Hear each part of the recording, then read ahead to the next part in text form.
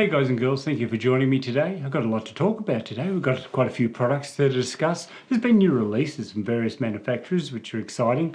I've got some Viltrox products here to show you that I bought just recently, and I'd just like to summarise the last couple of months. So apart from all the releases and product information I'd like to discuss with you, just before I do that, I'd like to say that I've just recently had surgery. I had surgery on my mouth. I had all my teeth taken out, all of them, top and bottom, and I'm getting in the process of new artificial teeth put in. They're actually screwed into the jaw. So it's a major operation or procedure, costing me about $70,000 plus Australian, and just taking over 3 months. So at the moment I'm in the middle ground of it, intermediate stage. So if I apologise in advance if I slur or don't articulate as well as I would like or normally do. It's simply I'm getting used to the new mouth shape and structure of the teeth. So I apologise if there's any inconvenience there. But I'll do my best to be patient and speak as well as I can. It'll only get better in time. So initially I'd like to talk to you about two products that are matching products, a brother and sister product if you like from Viltrox, which I found extremely great value and a lot of fun to use. So these two are this one here. It's the 20mm and the 40mm 2.8 primes from Viltrox. It's the Air series. They're called Air series because they're as light as air. They're very, very lightweight, about 175 grams each, which is incredibly light. They're a plastic build, of course, but they are very strong. So just to illustrate, even though they're generally a lightweight unit, they still have a metal mount on the base, which is great, and a USB port that you can use for charging for updates. So of course I just illustrate that's whether it's the 20mm or the 40mm, they're both identical. In fact, that's the point. They're really identical brother and sister lenses. You can't even really tell them apart unless you actually go to spin them around and you read the numbers and you realise, oh, that's the 40 and that's the 20 because they look and feel identical. The build quality is of course identical as well, so is the price. So they're both around, I'd say $200 Australian or 150 US dollars each, depending on how and where you buy them.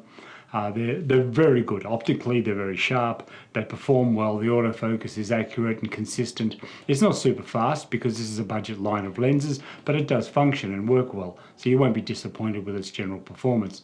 I do like the fact that they're both 52mm filter threads, which I think is fantastic. You can share filters. So you buy one set and it'll work on either size. So that's also terrific.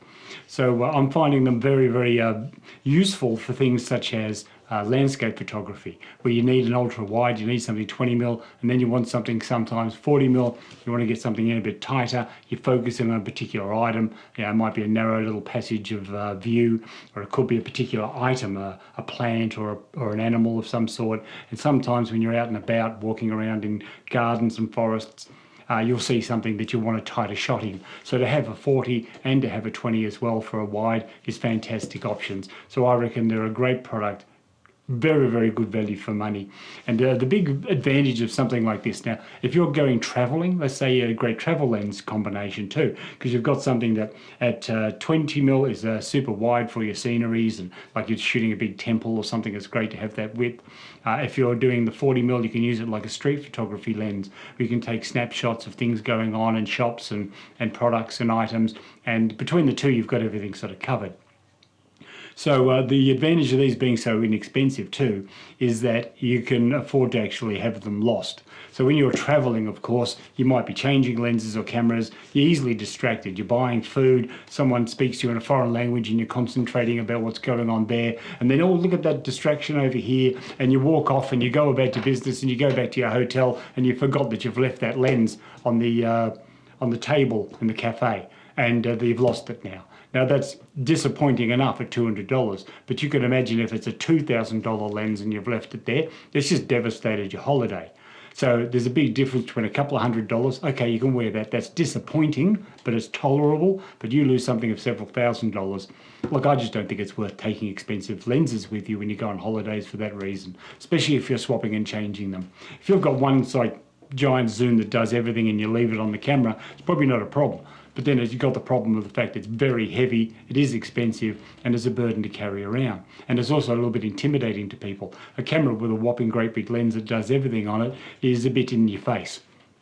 Well, these can be very discreet and it's not intimidating to people if they're snapping photos around them. So I think they're a great product. I highly recommend them.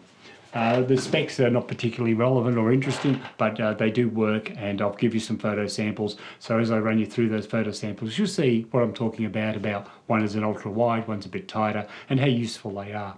So they're very sharp, and I think they're effective. They come in a very interesting box. Both of them come in these identical boxes. This happens to be the 40mm version of it that I've just acquired recently. The padding and the packaging is very secure. They have a lot of rubber foam inside this box. It's a box inside a box, and then the foam rubber. It's very, very strong and sturdy, so you don't have to worry about it getting broken. The only thing I find quite amusing about them is they're quite hard to open. So you've really got to actually, get your fingers in there and struggle to sort of pull it apart. In a way, that's actually a great thing because it means it's very secure packaged. So they're safe, they're well put together. Keep the box, because if you ever happen to need to transport them, it's a great secure item to move them in. So that was the 40 and the 20 I'm sort of summarizing there. I think they're brilliant. I'm definitely going to use them for my travel work or hiking. So if I'm walking a long distance and I'm trying to keep weight down in a camera bag because I don't want to lug on my back a great big heavy unit, these light air lenses are fantastic for that. You barely know they're in there. They don't take up any space, and they're extremely lightweight. So it makes the day less burdensome and exhausting. So that's brilliant, isn't it? The other thing I'd like to talk to you about is another lens from Viltrox. This one here is the EVO series, so it's not the Air series now, it's the EVO series, and it's the autofocus 55 F1.8 for Z mount. So for the Nikon Z mount cameras, this one. You can get them for any mount, I'm sure. But this one here I found particularly useful because it's a great portrait lens. So 50mm is known as a portrait lens at f1.8 or brighter, but at 55 1.8 it's very, very useful. Now I also want to use this for video. So at the moment I'm using my zoom because it's very convenient while I'm demonstrating lenses. I can't use it and demonstrate it at the same time, but what I can do is I can illustrate now. So as of every video from this point on, 99.9% of them will be shot on that 55mm 1.8. Because that's what I bought it for. I bought it for doing these videos, and I bought it for doing portrait work. So I think it's going to be brilliant for that. I'm just going to run you through why I think it's so good. So I just put this box down, and again, it's exactly the same as that other little box, just a bigger version. It's very tight to pull apart, but it's a box within a box and a lot of foam rubber in there to keep everything safe. So it's very sturdy. So you won't feel like you ever get one delivered and it's broken. These boxes, near indestructible. So the lens itself I'm discussing now is on my Z6 Mark II, just here. I'd just like to show you through that. So I think this is actually a pretty cool unit. It looks beautiful on the camera. For a Z6, for example, complement, it is a very appropriate size and character. It looks exactly the same matte sort of satin finish as the Nikon Z6, and almost a retro style because it has the aperture ring, which I think is fantastic. So I'm just going to take it off the camera so I can illustrate more detail of the actual unit. Just put that down so it's safe. This is what it looks like. You can see here it's got a metal mount, which is very good. It has the USB port for firmware upgrades in the future, and of course you'll notice a little red ring around it, and I'll bring up some photos close up so you can see all these details I'm talking about. The real red ring is a rubber seal, so you've got a nice environmental seal there, which is something that the previous lenses didn't have. It has the aperture ring, which I was mentioning, which I love. So you can have that in click form, and you can have it in non-click form. So you just adjust it there with a little switch they provide, and then you've got no click. So if you want to do a aperture pull where you get everything in focus and then back to shallow and nice bokeh, you can do that pull manually, and it's effortlessly smooth when you've de-clicked it. Smooth and steady. And then when you want to click, so you want to actually know you're doing your aperture changes, you have now an audible and physical click. You can actually feel it, like a ratchet system. You can actually feel it clicking along. So let me just illustrate that as I bring it up to the microphone.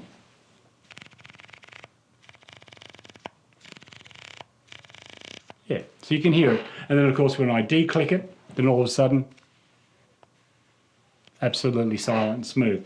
So that's a great feature. I love the idea that you can make it silent or you can make it clicky as you want. If you put it onto the orange system here where it says A, that's automatic, then it does everything through the camera. So if you want to change the aperture, then you just use your menu in your camera, but you can do it physically if you wish. Another feature it has is a function menu button, so you can make the lens change whatever you wish on the menu system. That's handy to have at your fingertips. And of course you've got autofocus and manual focus button as well. So it's quite a professional group there. You've got pretty much every feature you could imagine and want. It has of course a manual focus ring, and that is beautifully smooth. Like I'm feeling it right now. that's as good as anything I've ever felt as far as a lens goes. That is very silky smooth focus. So I love that. It's a great product. You can see they put a lot of effort into quality. Now, when we talk about quality, this is their like mid-range system. This is not their Pro or Lab series. This is an EVO series, which is between like the Air series that I was showing you, these cheap budget lenses, and it is between the Lab and Pro series. So it's an intermediary lens. Previously, they had an intermediary series, and that was the series 1 of these primes. And there they had, I owned the 24, 35, 50 and 85mm of those version lenses, the series 1 of these intermediate primes. They're all f1.8 and they all work beautifully well. There's no issue with that. They did have an aperture wheel, which was nice, so that was also provided, but they did not have things like the function button. I don't remember them having a click on and off, and they certainly didn't have the weather sealing. And some of the features that I find most relevant about this new Mark II version of that lens, so we had the original primes I'm talking about, show you an illustration of them up in there, and then they've got this one which is like the Mark II. It's like the replacement version, second generation if you like, and it's the sealing, the weather sealing I think is fabulous. The actual feel of the lens, it feels so beautifully smooth and professional, and I like the fact that it's a 55 actually. That's a little bit more interesting. So any length addition you can get in focal length with a portrait prime is an advantage. The longer the focal length, the smoother the bokeh, the better subject separation. So 50 to 55 is not a lot, but it's still heading in the right direction, isn't it? So I think that's great, and complements with also the 35mm they have. So they have a 35mm as well as the 55. And when you think about the difference now between 35 and 55, it's more substantial than it was between 35 and 50. So it just makes them more separatively useful for different purposes. One's a wide and one's obviously a normal. So I do love this lens. I think it's a great product. As I say, it looks beautifully great on top of the camera. They give you a little orange dot there so you can see your alignment when you're putting the lens together onto the camera.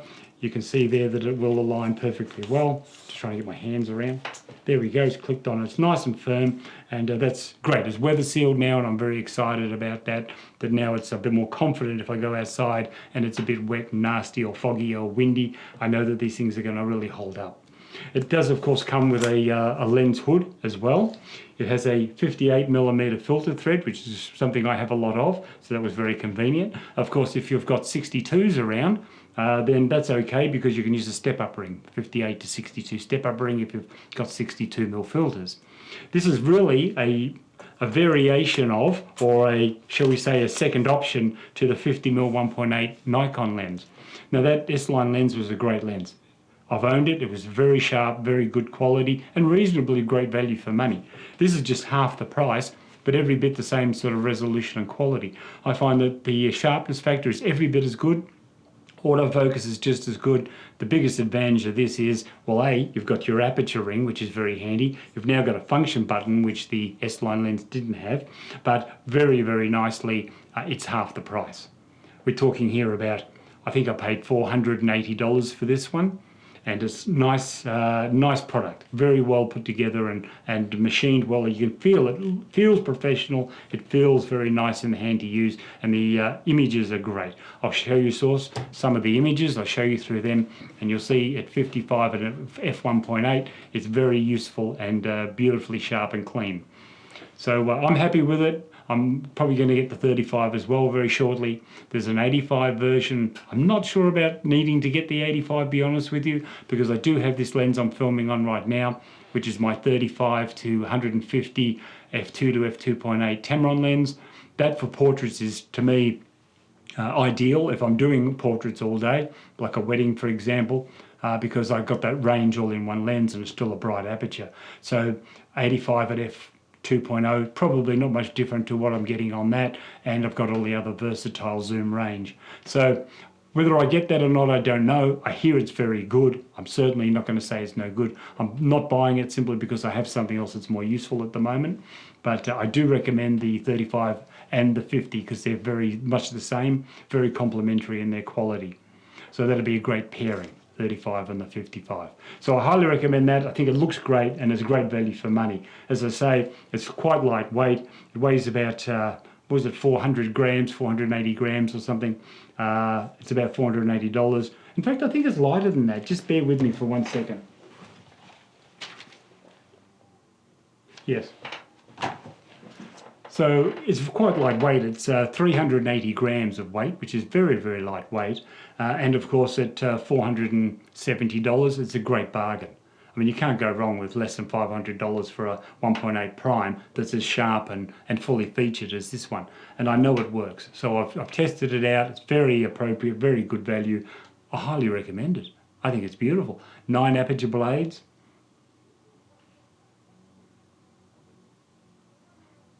9 aperture blades, and being fully functioned as it is, I think you can't lose. So I think it's a great lens. Enjoy the images that I've shown. Hopefully they do it for you and they show you. I just leave it there so you get to see the profile of the lens and camera just in shot there. I think you can just see it. So, okay, next thing I'd like to talk to you about is another Viltrox product. And this one here is this new flash. Now, I've actually had this flash before, believe it or not. This is the Viltrox Vintage Z1 Pro. So it's a small, compact little flash, sort of places like the pop-up flash in your camera. It's not a full professional unit, like I've got a big Nikon SB910 here. It's not as big and powerful as that, but it is something that's light and portable and has a lovely retro use to it. So I just wanted to show you the box. It's very attractively packaged. If I show you the unit itself, here it is here.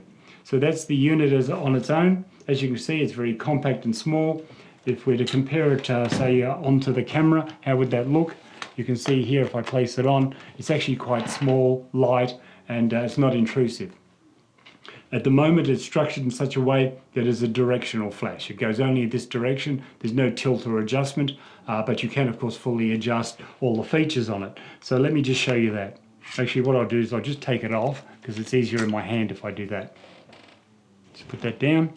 So on the back of the unit, you see here you've got an on-off button. As you turn it on and off, you'll see it's ready to go. It's got the green light on it. It has a digital display, which is also a swipe screen, which you can manually adjust. So you can go from TTL to manual mode. You just choose your settings, and then the dial will rotate and turn, and you can make all the adjustments you like. There's exposure, compensation, and adjustment and expansion if you're doing TTL. So either way, it is a fully functioning little unit there. I like the clicky little wheel. I think it has a nice retro charm to it. It's a retro lens with digital readout. I think that's quite funny, isn't it? It's sort of a bit contradictory, but this is the pro level version of it, you see. So it's fully featured. Now, what are the differences between the original unit, the standard V1 Vintage, and this one here? The Pro version has TTL and high-speed sync. Now, that high-speed sync is the big deal for me.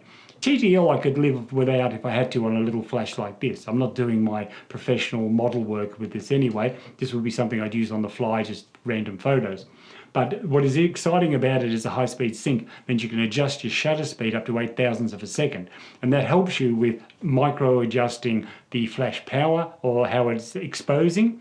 And I think that's great options, particularly if you're taking a photo of a moving subject. So if some kids are playing in the garden and you want to make sure that you get them in the shot and it's sharp enough, you can go up to 8,000ths of a second if you need to, and put some light on them so it's not too dark.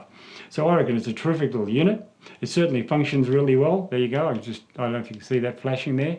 It's working. That's the test button. You just press the green button. It'll show you that it functions. On the camera, of course, as I say, and I'll just put it back onto the camera so you can see the unit. And of course, you'd probably ideally buy something like this really for your ZFC or your ZF because of the retro styling. It looks beautiful on that. I bought it rather than any Godox product or other products on the market simply because I like the look of it. I think it looks pretty. So it is an attractive unit, and of course you've got USB charging and firmware update availability, on-off a slave and master system if you're using it with multiple flashes, and so it's fully functional. They do come with a cap on it, so it has a little cap that you can put onto the front to diffuse it, but that diffuser cap I found does very little other than weaken the flash power. Really doesn't soften the light very much. So I did a little improvisation, if you like, to help with that. But before I go on to that, there is something that is really amazing with these professional flashes, and the function is it doesn't just go forward, which is often very harsh lighting.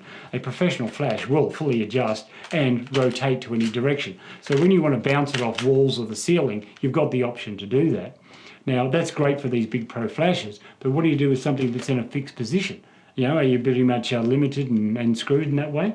Well, you're not, because you know what? Godox make this wonderful little product here. It's called a TR. It's a TR riser. Now you see it in its packaging here, so you can see how small and light it is. I'll just open it up and pull the little unit out. But you see, that's how big it is. I'll show you some big sample photos so you'll get a good look at what it is. But it's actually just a very simple little item. It has a button for pressing it on and off to your camera so you can make it fully adjustable. And I'll show you what use this riser is. So if I take that off and I put my flash on, screw it down nice and tight, what you'll see now is it has a button here which adjusts the pins in the contact so you can add it, put it on and off the camera. Now you've got to press that button in order to put it on. Very simple and light and easy to do, but just you need to see that it does that. What does this achieve? Well, now what it does is it gives you an extra 30 millimeters of height. So if you've got a large chunkier lens, let's say it's a 14 to 24 2.8 Nikon lens, they're quite large with a decent sized hood if you've got one on. That can create shadows if the flash is down low and you're using it. So the advantage of the riser brings it up over the lens, and then you don't get shadowing over your photo from that lens hood. So that's a real advantage. But there's a bigger advantage than that. And the other advantage is, look, all of a sudden now we've got bounceability. So does it rotate around? No, you can't spin it around behind you and so on or sideways. But that's not what you use it for. 9 times out of 10, you're using this to bounce off the ceiling and come down. So you've got a softer light. And that's what it's able to do now. So the riser provides 2 functions that are beneficial. One, it elevates it beyond the lens hood, so you're not getting shadows. That's actually important for a fixed lens. But it now makes it not fixed. It now gives you the chance of a degrees or 90 degrees of bouncing, which is fantastic. Now on its own, okay, that's not too bad. Have a little bit of a bounce factor. That's if you've got a white wall. If we're bad luck, if you've got ceiling and it's timber and it's all golden oak or something, it's going to give a yellow tinge to everything. That might not be ideal. So what you can do is you can buy items like this, which are very cheap. I have several of them. I bought 2 of these for $10. They're very inexpensive. So what are they? They're little bounce cards. Made of mostly paper with a plastic film over them and some elasticity. So you got elasticity. You can choose the silver side if you want the silver side, or you can choose the white side. I tend to choose the white, but the other advantage of this black and silver back is it matches the flash, doesn't it? So what colour is the flash? It's black and silver. What colour is this bounce card? Bounce card's black and silver. So it sort of all matches and looks the same sort of item. So what I'm going to do is I'm just going to put that on. I'll take the flash off because I don't want to force it, have a bit of a push and shove while it's on the actual unit. But if I just tuck that in there, and it does go on relatively easy. There we go. Placed it on there now. You can see how what I've done is I used a bit of super glue just to double over the elastic. The elastic's pretty thin, so I just flipped it over in a bit of super glue, and that means now that the little TTL sensor there is not covered.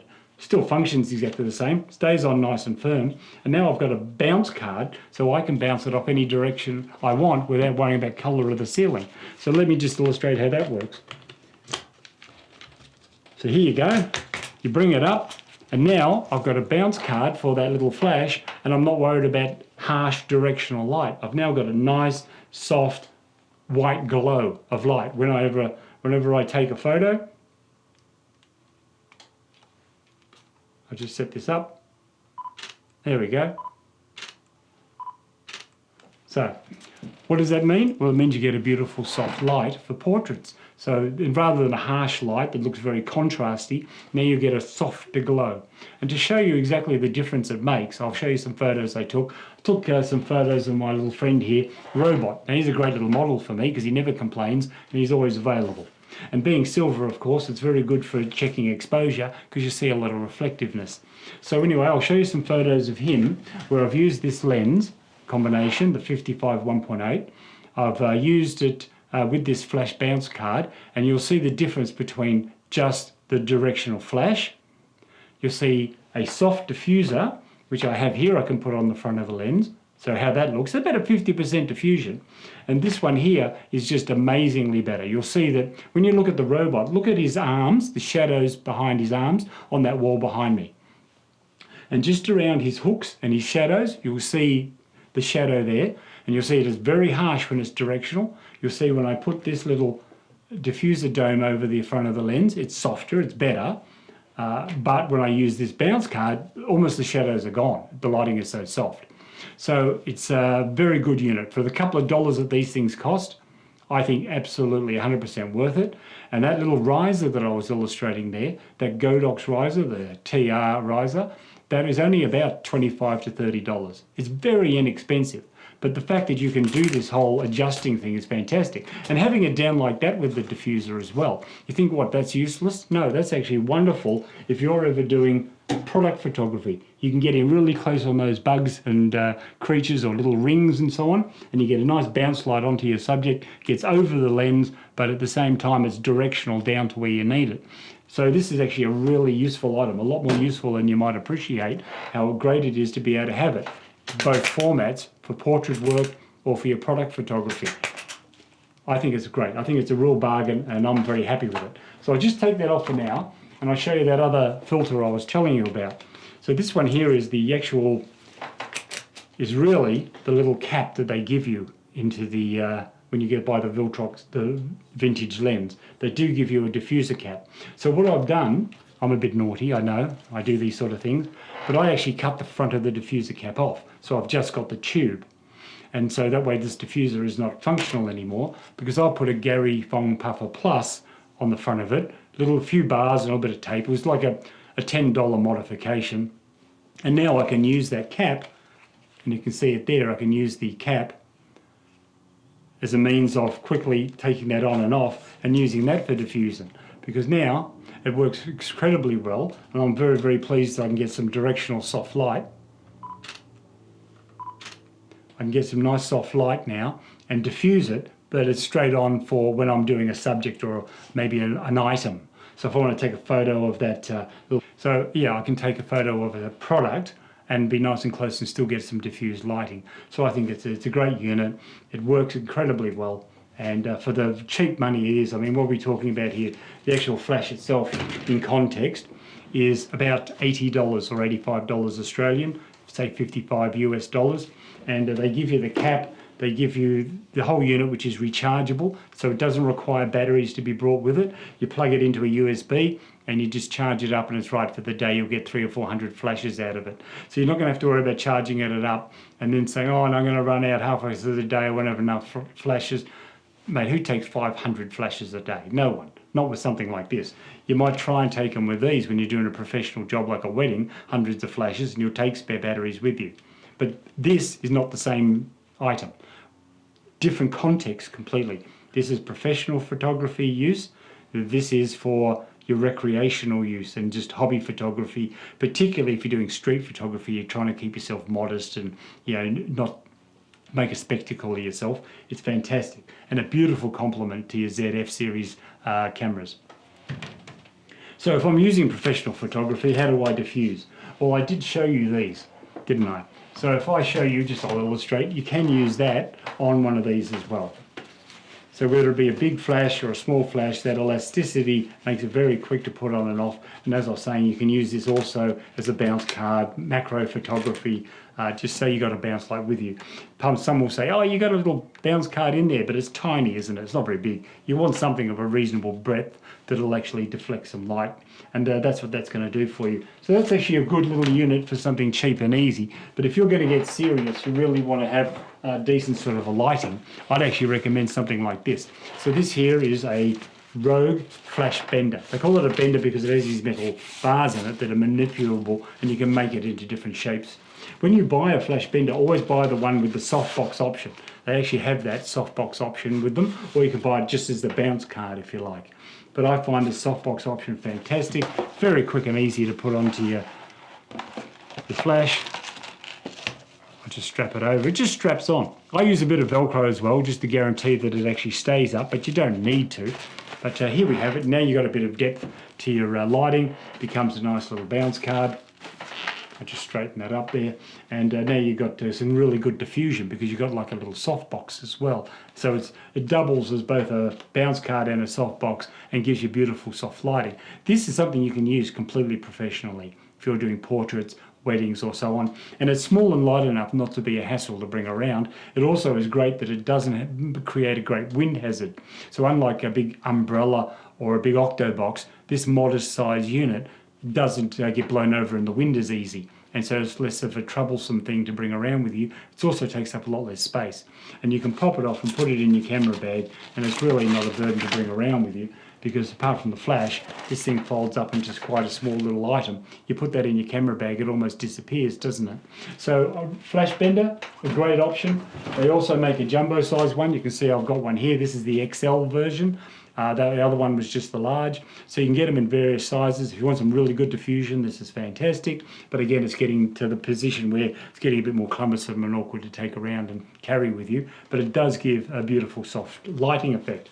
So yeah, that's a great option. Flash benders, I love them. But in the context today, we're talking about this little unit here and what you can do. Can you use it directly on the flash on its own? Yes. But if you're going to use a big lens with a hood, if you want a softer light, this is where I recommend you get the little riser. I'll just take that off. So you get the little Godox riser for it, which works with the Viltrox lenses. You can get them for Canon, Nikon, Fuji, Sony, it doesn't matter. You just buy the right unit. I bought Nikon because that's the products I use. They go on very, very simply. Just a little spin of the wheel to lock it on tight, and you're right to go. And just remember, that option of being able to click that around and bounce off now, what a brilliant idea. You can buy the Godox IT32 speedlight. It's a little mini flash, not much bigger than this. It's really a micro mini version of a full-size flash, and it has all the features. So that unit can spin around, it can deflect, it can do everything that a main flash can do. It has TTL, it has a high-speed sync as well, and it's just a very small version of a full-size flash. It's about $170 Australian, or about 120 US dollars. That's a good unit, like it performs extremely well and does everything, but the thing is it doesn't have the physical attractiveness of this Viltrox one, the vintage lens, and that's what I liked about it. So I bought this because I like the look of it. I think if I'm getting a ZF in the future, that could be an interesting unit to have with it. Speaking of the ZF, that's interesting because it's a camera I've never seriously considered getting because of its limitations with the SD card. The fact that it has no real grip on it, I thought it was never going to be really suitable for my comfort. But I am looking forward to a ZF Mark II. You know what I'm hoping Nikon do? They make a ZF Mark II soon. And it's got to come out eventually, maybe next year. That'll have a proper grip on it already, so you don't have to buy a auxiliary arrangement and put like a small rig handle on it. They actually provide that instead, and that provides them more battery space, and then they can actually put in a proper CF Express card. If it had a little grip on it, even a decently modest grip, and they could actually have more room now to put a CF Express card in, a ZF would be a great camera for me, and I'd be very excited to have it because I love the look of them and they function really well, but it just hasn't got the ergonomics I quite need. And not having a CF Express card and having just an SD really reduces its options, not because of the processor, not because of the camera, but because of the sheer space and room and limitations of the SD card arrangement. So hopefully that'll change in the future. So lastly, just before I go, I wanted to talk to you about some new release camera gear and a new lens from Nikon. Now, we haven't spoken much about Nikon really, so let's talk about that. Nikon have got a beautiful new zoom out called a 120 to 300 TC. Now, you might be familiar with the TC product line of lenses. They're very high end and quite expensive, mostly for bird and wildlife photographers or sports action photographers. So at $25,000 Australian, they're out of my price range, I'll be honest with you, but that doesn't mean they're useless. This 120 to 300 TC with the TC then makes it like a 175 to 420. That's a great range. If you're doing a soccer field or ball game, basketballs, any sort of a sports game where you're relatively close to the action, but you still need to isolate a subject or zoom in on a particular event, that's a great lens to use for that. Or maybe you're doing wildlife and you're doing larger creatures, so you're doing wildlife in the form of bulls and cattle or horses or bears in the wilderness, and you've got quite a large subject, then that lens is more than adequate for that genre. So it's horses for courses, isn't it? Everything has a function. But this lens, and I'll show you some close-up images of it, this lens is soon to be released. It's a wonderful product as far as its versatility, and I love the fact that it's a zoom, yet it starts off at f2.8. So could you imagine doing, like if you did a headshot of a person at f2.8 at 300 millimeters, that is going to have magnificent isolation and beautiful bokeh and a soft background. So I think that's a terrific unit to have, and really, you know, if I was able to afford it, it'd be a great item in my kit. So I highly recommend that if that's your genre and that's your use. As I say, excellent for things like you're close up to the action in a soccer field, netball, basketball, anything like a sports action sort of scenario. Fantastic. So that's a great exciting unit. I can't wait to see how much it is. At the moment we don't really know exactly the details, but we do know it's a very high performance, high-end product. So that's exciting. Okay, so another item that's come out is another company. It's 7 Artisans. And 7 Artisans have made a Nikon variation of the 135mm 1.8 lens. So sort of like a Planner, if you like. What's interesting about this one is that, well, obviously it's not going to be as good as the Planner. The Planner's $4,000 worth. This one's just over $1,000. So for just over $1,000 Australian, to get something that's usable in the genre of a Planner lens, that's a fantastic option. So it's just look, Viltrox also make a 135 1.8 too. It's a little bit bigger, a little bit more expensive. So this one's a little bit lighter weight and a lot cheaper. So if budget is tight on yourself and you really want something that does that focal length, so you can do those beautiful portraits and get that nice separation, but you just can't afford a Planner at $4,000 plus, then the 7 Artisans or the Viltrox version 135 1.8. That's great that they've got these options out for you. It's all about choices, isn't it? You don't have to buy one or the other. One's not always necessarily better than the other, but the fact that you've got a choice to get something that's so impressive and yet so inexpensive is just great choices. So good on them. So is it going to be as sharp and as razor sharp focus acquisition as the Nikon? No, I'm not saying it's as good. I'm just saying it's a great budget option, just like the Viltrox lens is a great budget option. Yeah. And lastly, and not leastly though, I'd like to talk to you about the new DJI product. That is the Pocket Osmo Mark IV. Now they have the Mark IV version, which is the single lens, single sensor unit, and then they have a Pro version coming out in a few months. It's not released yet, not available yet, but it will be very soon. And that's got the 2 lenses, which is exciting. So you have the standard wide lens, which is equivalently around 20 mils, sort of like your mobile phone focal length. And then they have also in it a second lens, which is the equivalently 60mm focal length. Now that's a good portrait lens and great for doing quality video work. So that combination of the 2 lenses in there makes it an extremely high-end little portable product. So it's lightweight, you whack it in your pocket, it's not expensive at around $1,200 Australian or about $900 US. It's very affordable. And it's a great ready-to-go unit that has high-quality vision, great video, and it's internal. It's all got the stabilization within itself. So you don't have to add another stabilizer to it. It is a stabilizer, it is a camera, it is a videography unit. You can pretty much do anything, including your vlogging of yourself. You can take video and photos of others on the go. I think as an action unit, fantastic. Great product. Can't wait for that dual lens version, the Pro version, to come out. I probably will purchase that and no longer need to have Ronin RS4s, big heavy units to carry around with a full frame camera. If I can get away with that little unit for doing some wedding videography or sports action stuff, I think that's a great little thing to have with me because I love the fact that it's lightweight. You know, I was talking to you about lightweight with these lenses. Little Air series, just things that don't weigh a lot all day and burden you down are great. Well, that's something that won't burden you down and will last you all day. So I think not having to carry a lot of spare batteries, not having to worry about multiple lenses because it's all got multiple lenses in it, I think that's fantastic.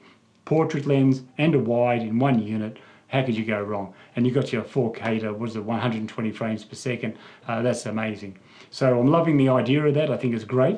There is one detail I would like to talk to you about, and that is it has claims and bold claims about a 1-inch sensor.